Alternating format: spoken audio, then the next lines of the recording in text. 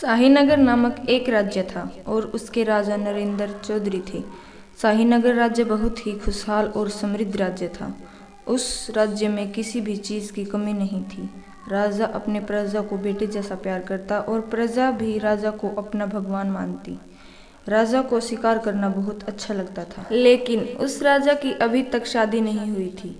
राजा को रोजाना कई राजकुमारियों के रिश्ते आते, लेकिन उन राजकुमारियों में से राजा को कोई भी राजकुमारी पसंद नहीं आती।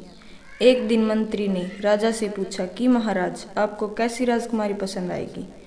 तो राजा बोला, मुझे ऐसी लड़की पसंद है जिसे मेरी दौलत से प्यार न हो, न ही इस महल से, और वह दिल की साफ होनी चाहिए, प्रजा को अपने बेटे जैसा मानती हो ऐसी चाहिए।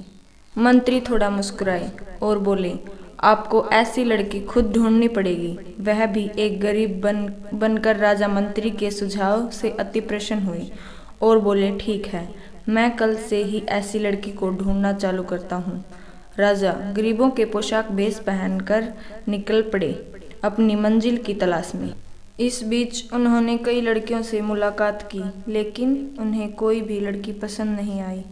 हर लड़की के अपने अपने जीवन साथी को लेकर बड़े बड़े ख्वाब थे और यह राजा को पसंद नहीं आता। एक दिन राजा एक पेड़ के नीचे थक हार के बैठा हुआ था। तभी उस राजा को कुछ सिपाही और एक डोली दिखाई दी।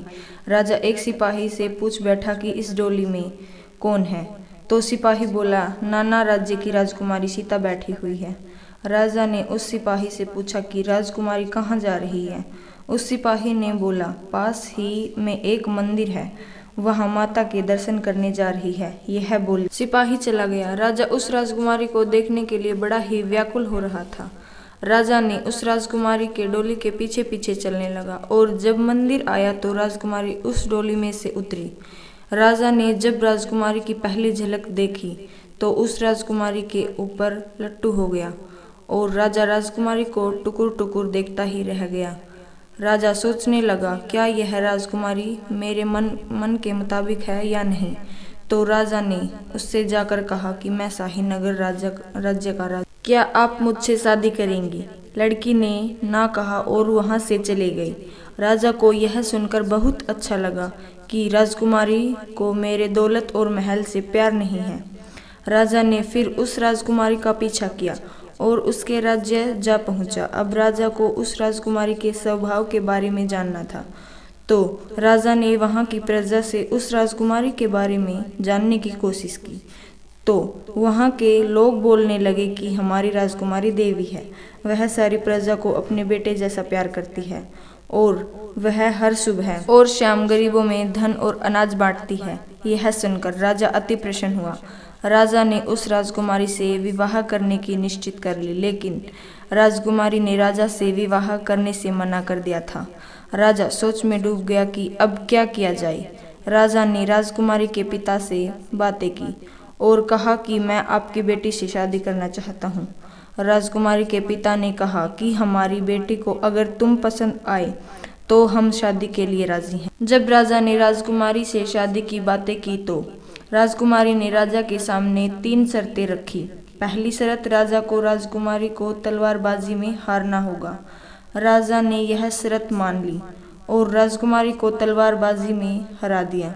फिर राजकुमारी ने राजा के सामने दूसरी शर्त रखी और कहा कि तुम्हें अगर मुझसे शादी करनी है तो तुम्हें प्रजा में से किसी एक की हत्या करनी होगी। राजा ने यह दूसरी शर्त सुनकर राजकुमारी से विवाह करने से मना कर दिया और कहा कि प्रजा मेरे लिए मेरे बेटे जैसी है, मैं उनकी हत्या नहीं कर सकता।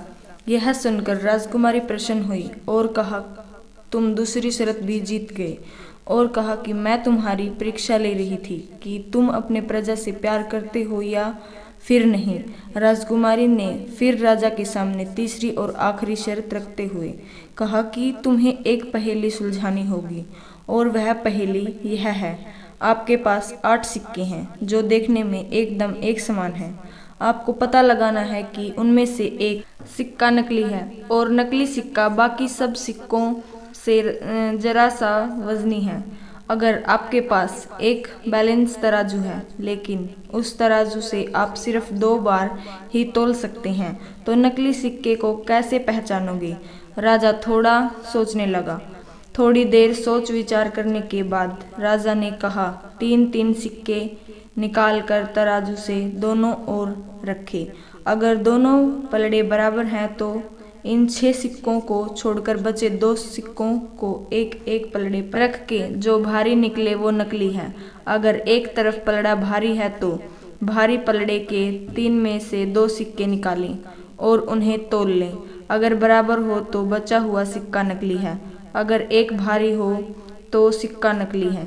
यह सुनकर राजकुमारी ने कहा कि सही जवाब और शादी के लिए राजी हो गई। राजा ने राजकुमारी से शादी कर ली और उसके साथ अपना जीवन हंसी खुशी बिताने लगा। यह राजा रानी की कहानी खत्म करने से पहले मैं आपसे जानना चाहूँगी कि राजकुमारी को कैसा लड़का चाहिए था।